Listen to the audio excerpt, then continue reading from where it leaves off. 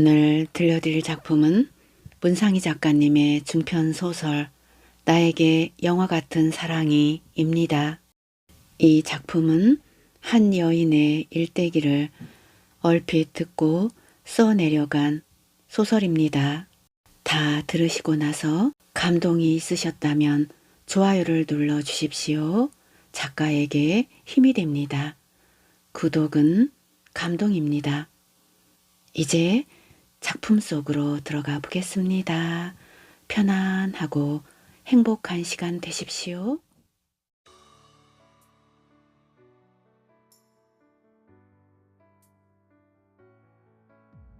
영희는 장례식장에서 식음을 전폐하고 남편 곁을 지켰다. 시어머니, 시아버지도 영희의 건강 때문에 자식을 잃은 슬픔보다 며느리 걱정이 앞섰다.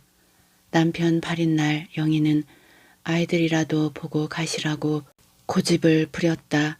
기어이 남편 영정을 들고 집에 들렀다. 집에는 후배 보연이가 아이들을 돌보고 있었다. 보연이 후배 아이들 보느라고 고생 많았지. 영희는 영정 사진을 들고 다시 장례버스에 올랐다. 천수는 교통사고로 급작스럽게 사망했기에 유서도 유언도 남기지 못했다. 시아버지는 정읍선산에 묻어주기로 결정을 했다. 시어머니는 휘청거리는 영희를 부축하여 선산 장지에 도착했다. 애미야, 이제 술잔을 따르고 절을 하거라. 그리고 원 없이 울거라. 이 애비보다 먼저 떠난 불효자식 앞에 다시는 오지 말거라. 알겠느냐? 영희는 시아버지 말씀에 설움이 북받쳐 엉엉 소리내어 울었다. 지팡이에 의지한 채 남편의 무덤을 돌아보고 또 돌아보며 장례버스로 돌아왔다. 아버님, 어머님, 저는 애들 때문에 이 버스를 타고 바로 집으로 가야겠어요. 그래, 간 사람은 간 것이니 산 사람이라도 살아야 할 것 아니냐. 호준이 호영이 뒷바라지 하려면 힘들 텐데 마음 잘 다독이며 살거라. 알겠습니다, 아버님, 어머님. 이것은 이번에 들어온 부조금이다.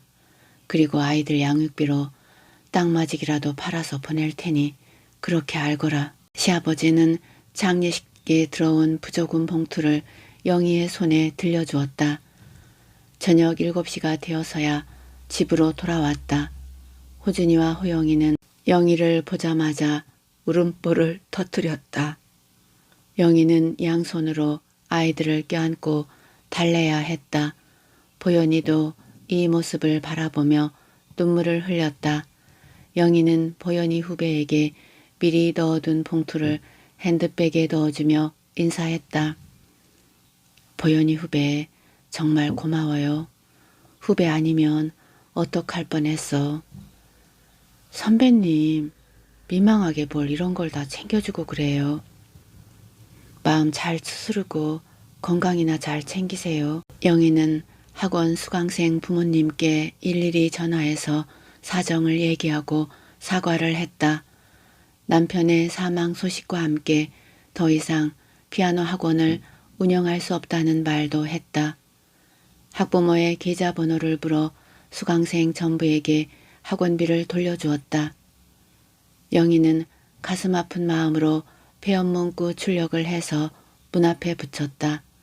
피아노 학원을 소개한 부동산에도 전화해서 학원을 매물로 내놓았다. 영희는 학원을 폐업하고 그동안 소홀했던 아이들에게 신경을 더 쓰기로 했다. 영희는 남편과 찍은 사진을 볼 때마다 슬픔이 밀려와 당분간은 보지 않으려고 서랍에 넣었다. 남편이 쓰던 고가의 운동기구도 사회단체에 기부했다. 영희는 남편 없이 아이들을 키우기 위해서는 스스로 강해져야 한다고 다짐했다.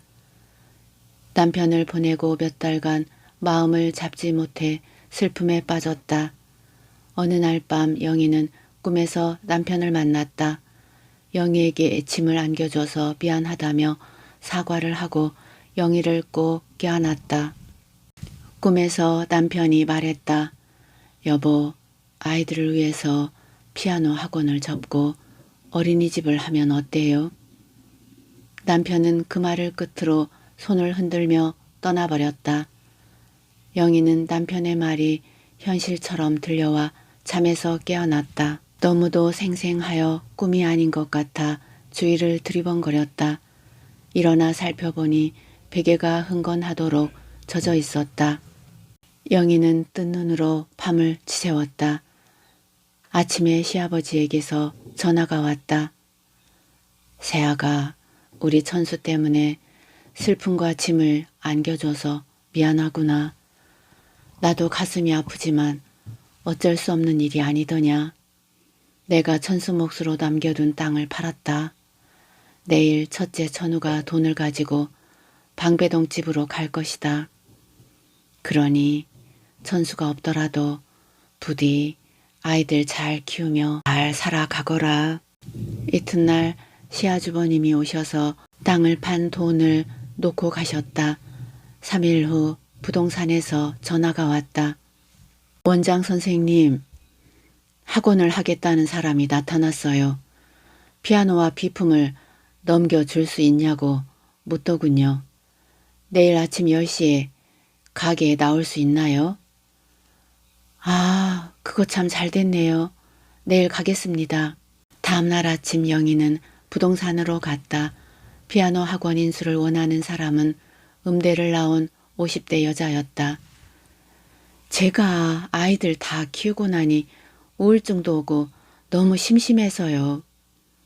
그래서 전공을 살려서 피아노 학원을 해볼까 합니다. 학원을 보니까 피아노와 비품도 새 것 같아서 제가 인수를 했으면 해요. 비품 가격을 얼마나 드리면 될까요? 제가 피아노 학원을 차린 지 2년밖에 안 됐어요. 아이들 양육 문제로 학원을 접었죠. 남들이 얘기하는 권리금은 필요 없고요. 비품과 피아노 가격만 쳐주세요. 고맙습니다, 원장님. 영희는 수표로 잔금을 받고 피아노 학원 열쇠를 넘겨주었다.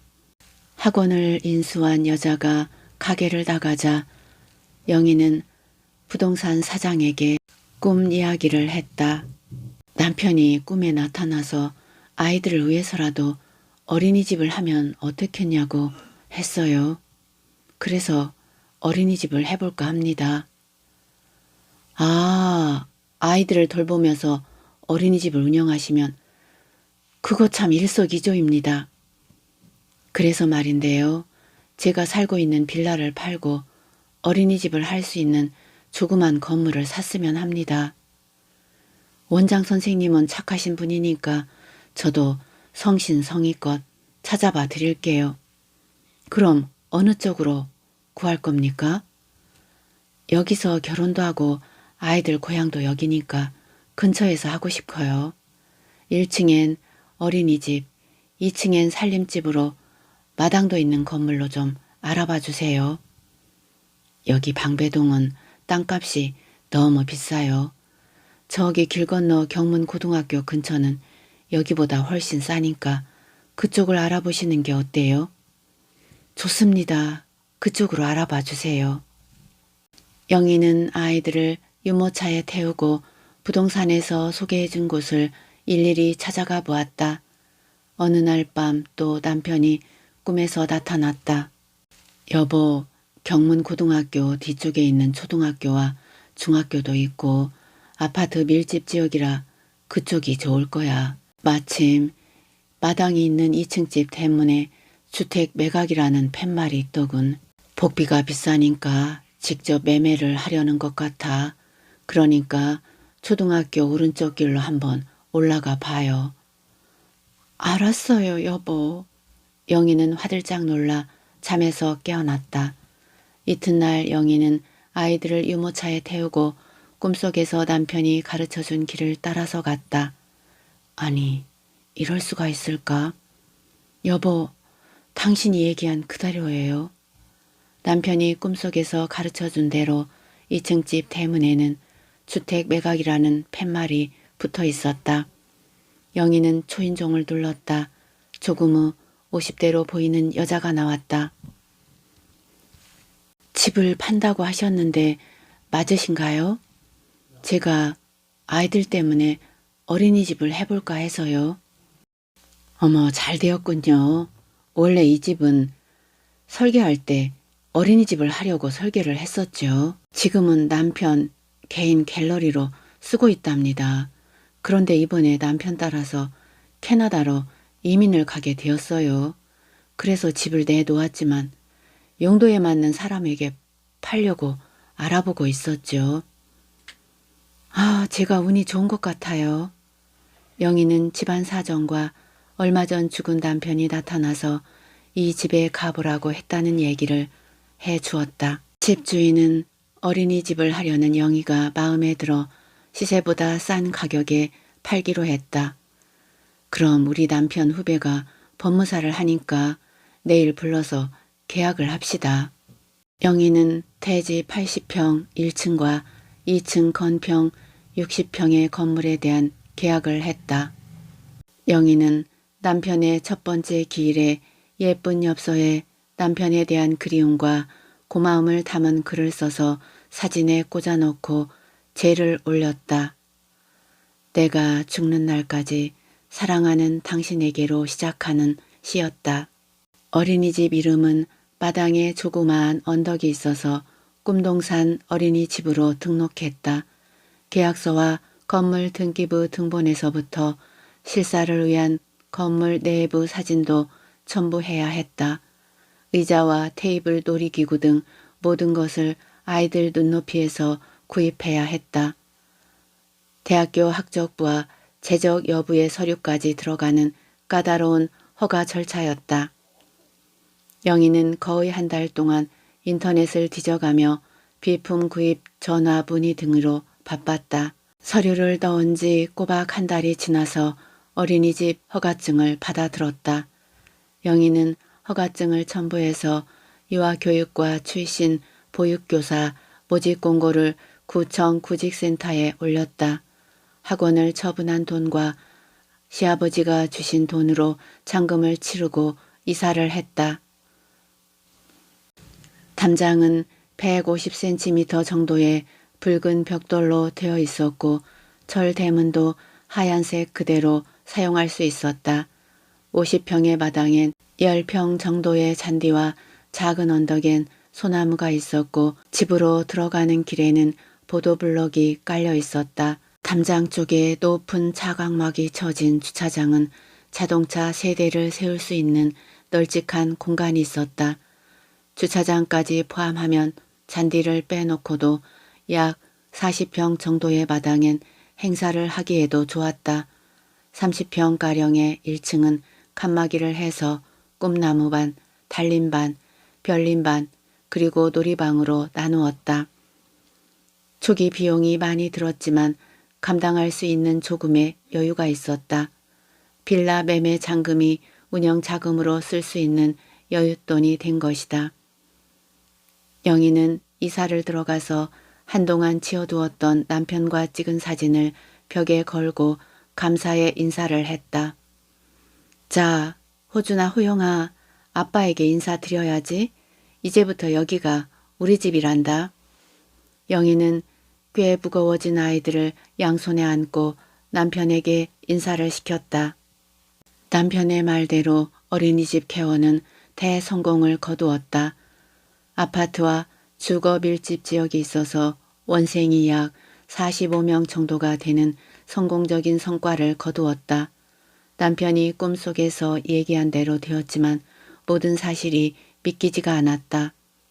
3월 3일 월요일 개원식에는 동장, 구청장을 비롯해서 근처 초등학교 교장 선생님도 오셨다. 대문 안쪽에는 축하 화환으로 채워졌고 새로 구입한 어린이집 승합차에도 예쁜 리본을 둘렀다. 어린이집 마당엔 임대해온 의자와 테이블을 놓고 과일과 다과를 준비했다. 단상 앞에 커다란 칠판에는 축하 개원식 글씨가 쓰여 있었다. 경축 꿈동산 어린이집 개원. 영희는 원생들 부모님이 참여할 수 있는 카페를 만들었다. 카페 개설 소식을 프린트해서 원생들을 통해서 보냈다. 컴퓨터가 있는 학부모부터 참여했지만 예상보다 반응이 좋았다. 원생의 학부모를 위해 카페가 개설된 것을 알게 된 신세대 부모들은 컴퓨터를 구입해서 참여했다. 학부모 알림 프린트도 할 필요가 없어졌다. 자연스럽게 학부모 모임도 가지게 되었다. 수업이 없는 주말엔 학부모들과 함께 서울 근교로 나들이를 나갔다. 학부모들의 친목을 도모하기 위한 주말 나들이도 반응이 엄청나게 좋았다. 아이들이 학교에 입학하고 바쁘게 살다 보니 영희는 세월이 가는 줄도 몰랐다. 주말 학부모 모임은 학부모 아이가 어린이집을 졸업하고도 카페 동아리 모임으로 이어졌다. 원장인 영희가 운전을 하고 옆자리엔 언제나 회장과 총무가 나란히 앉았다. 정평호 근처 유명한 카페촌으로 향했다. 그때 옆자리에 앉은 회장이 말을 걸었다. 원장님은 어떻게 시의 명소 지리를 그렇게 잘 아세요? 제가 어린 시절에 철도청에 근무하시던 할아버지가 사진작가인 아버지를 태우고 여행을 다녔지요. 여행을 좋아하는 어머니 덕에 저도 따라서 주말이면 전국 오지 곳곳을 따라다녔지요. 그 덕분에 전국에 좋은 것은 거의 꿰고 있습니다. 아, 어쩐지요. 회장님, 제가 동행여행방 카페를 만들 테니 앞으로는 그 카페에서 같이 활동을 하도록 합시다. 좋아요, 원장님. 이제는 카페직이라 불러야겠네요. 영희는 어린이집 학부모가 아닌 사람들도 참여할 수 있도록 카페를 오픈했다. 어느 주말에 여행방 회원들과 교회로 나들이를 가던 중 옆자리에 앉은 총무가 영희에게 말했다. 원장님, 아이들도 초등학교, 중학교에 들어갔으니 시간 날 때 제가 나가는 재능기부 단체 한번 가보실래요? 무슨 단체인가요? 사랑의 집짓기인데요. 가난해서 오래된 집을 고치지 못하는 집을 사회법인 단체에서 집을 고쳐주는 거예요. 아, 그 TV에 나오는 그 사랑의 집짓기요? 맞아요, 원장님. 기부금으로 집을 짓는 사회법인 단체입니다. 저도 그런데 관심이 있으니까 한번 따라가 볼게요. 영희는 일요일엔 총무를 따라서 사랑의 집짓기 행사에 따라다녔다. 묘하게도 사랑의 집짓기에 취미를 붙이게 되었다. 비포와 애프터 사진을 찍어두고 중요한 것은 메모를 해서 컴퓨터에 저장했다. 주중엔 어린이집 보육으로, 토요일엔 동행방 회원들의 여행으로, 일요일엔 사랑의 집짓기 행사에 참여하느라 영희는 정신없이 바빴다. 할머니와 남편이 없다는 것을 잊기 위해 죽어라 바쁘게 살았는지도 몰랐다. 호준이가 대학교에 들어가고 호영이는 고등학생이 되었다. 영희의 나이도 어느새 50대가 되어 있었다. 영희는 애로울 땐 언제나 남편의 사진을 쳐다보며 대화를 했다. 그렇게 애로움을 스스로 달래며 살았다.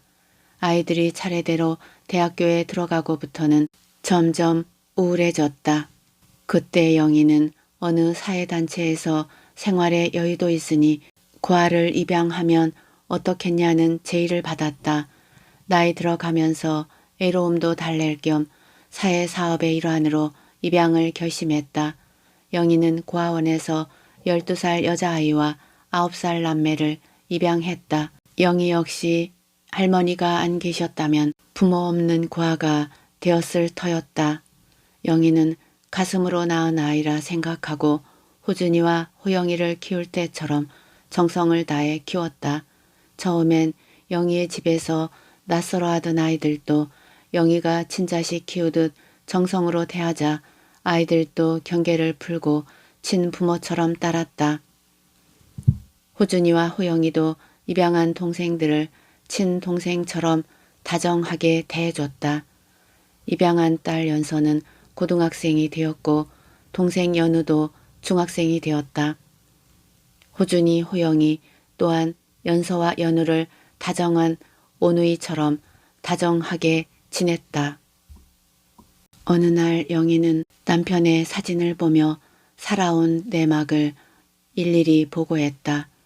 어느 정도 어미로서 소임을 다했다는 생각을 하고 어린이집을 처분하기로 마음먹었다.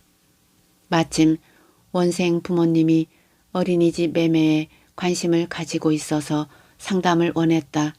구청에서 조사한 어린이집 호감도에서도 꿈동산 어린이집이 1등을 했기에 인기가 좋았다.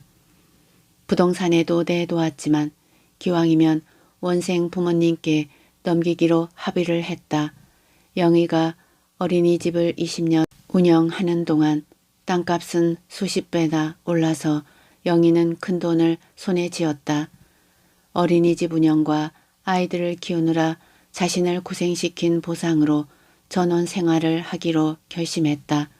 복잡한 도심을 떠나서 한강을 끼고 있는 전원주택을 알아보았으나 구조가 마음에 들지 않았다. 영희는 남편의 사진을 보며 대화를 했다.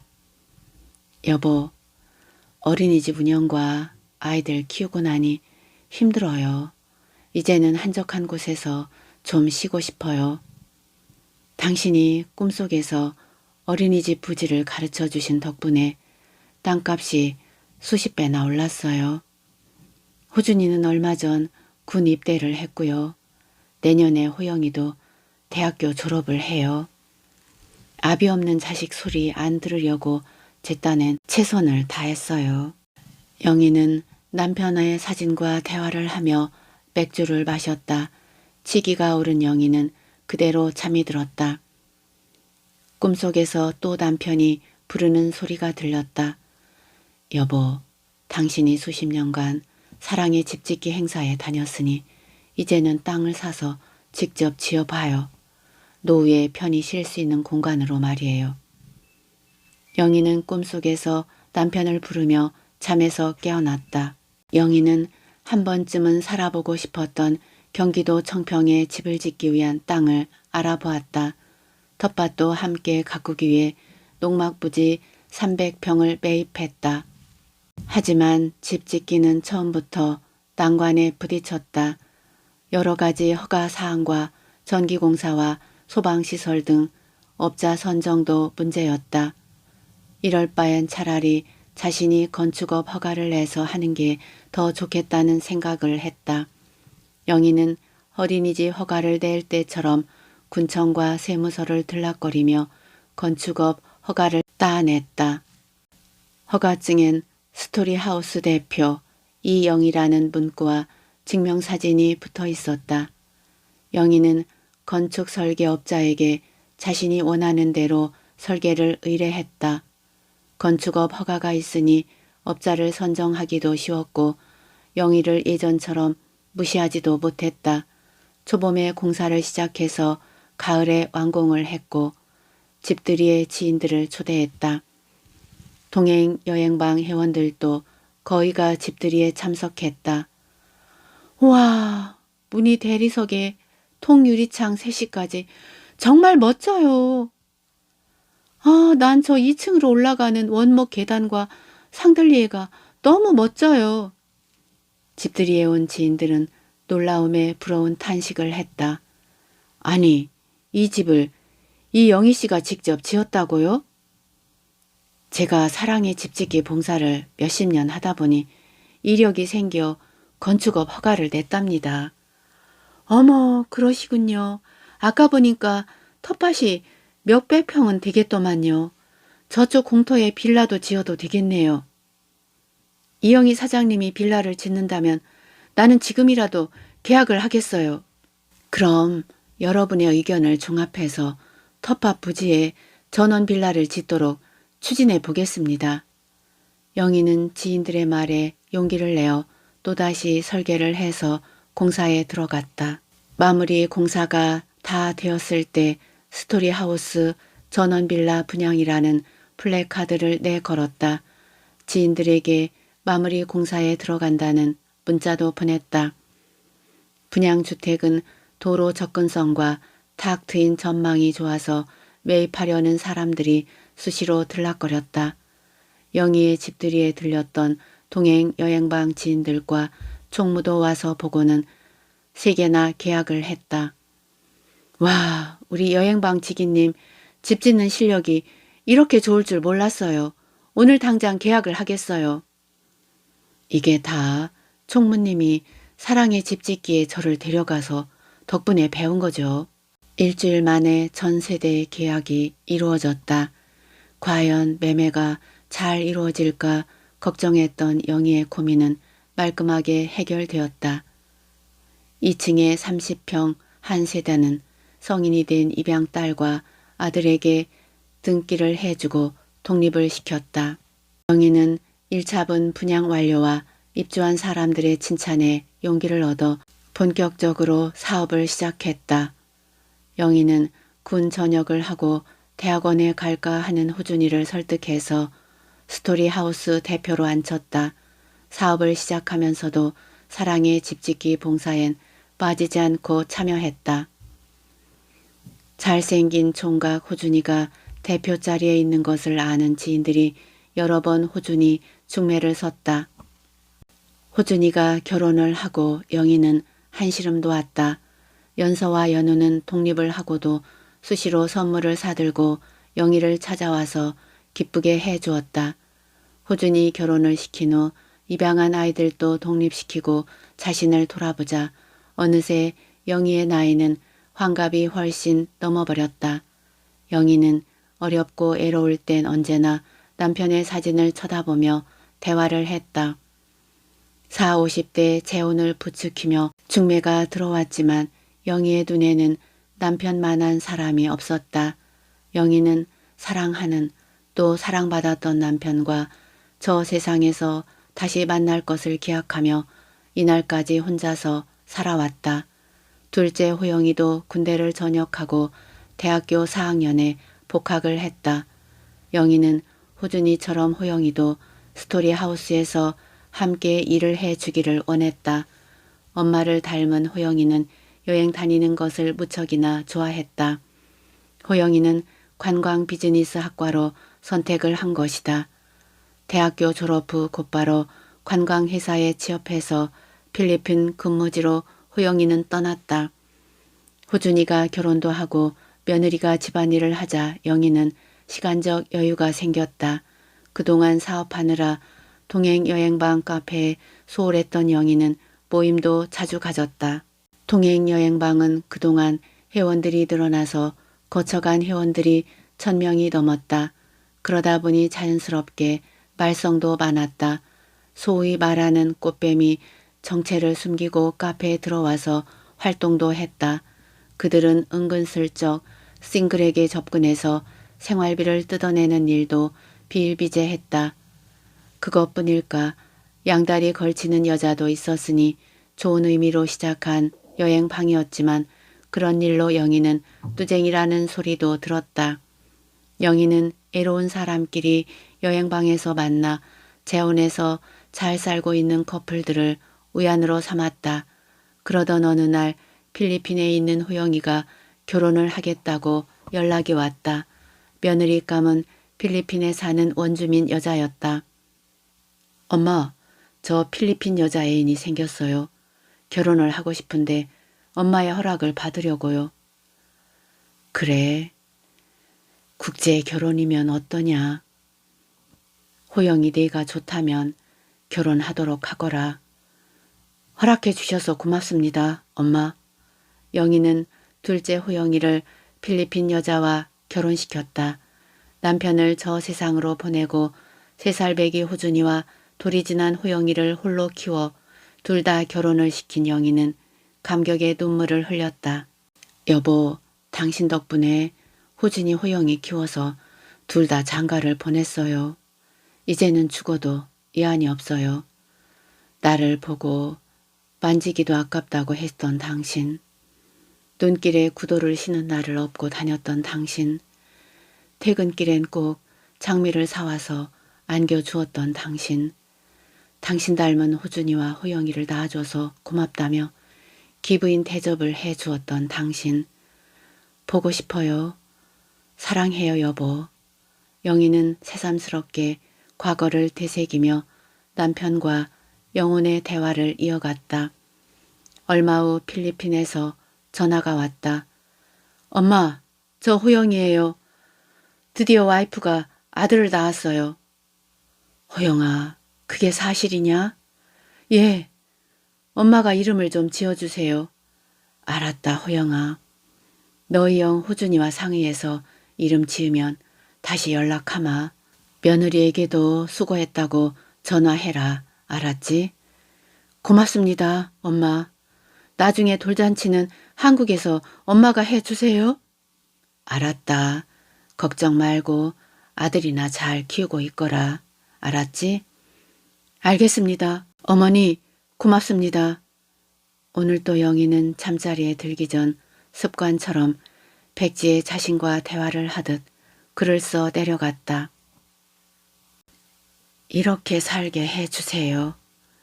향기로운 삶, 고운 꽃향기처럼 향기로운 커피 한같이 아름다운 삶을 노래할 수 있다면 살아간다는 것이 감사하고 즐겁고 행복할 것입니다.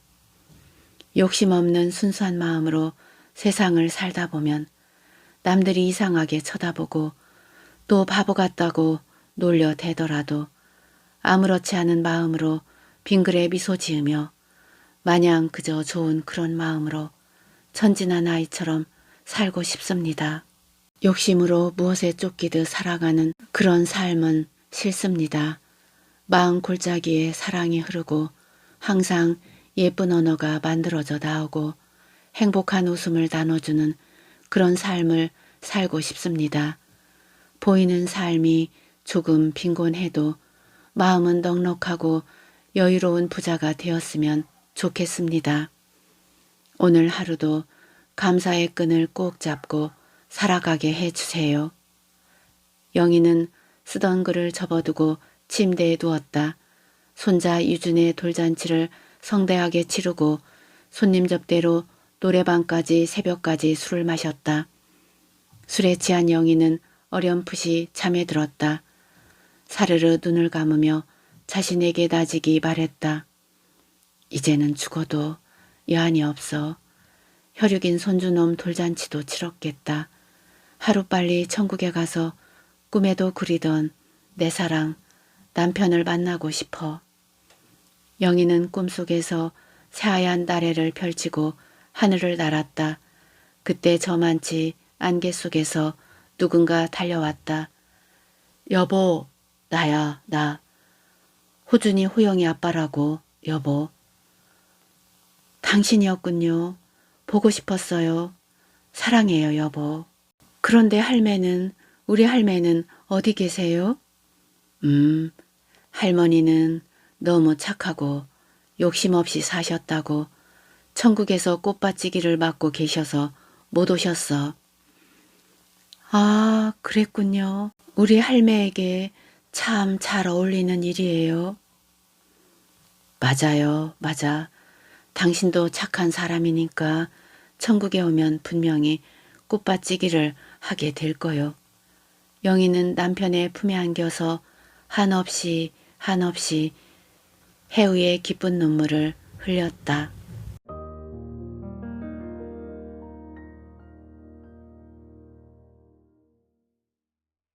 작품 잘 감상하셨는지요? 너무나 아름다운 작품입니다. 닮고 싶은 인생입니다. 끝까지 함께 해주셔서 고맙습니다. 다음 작품으로 또 만나요.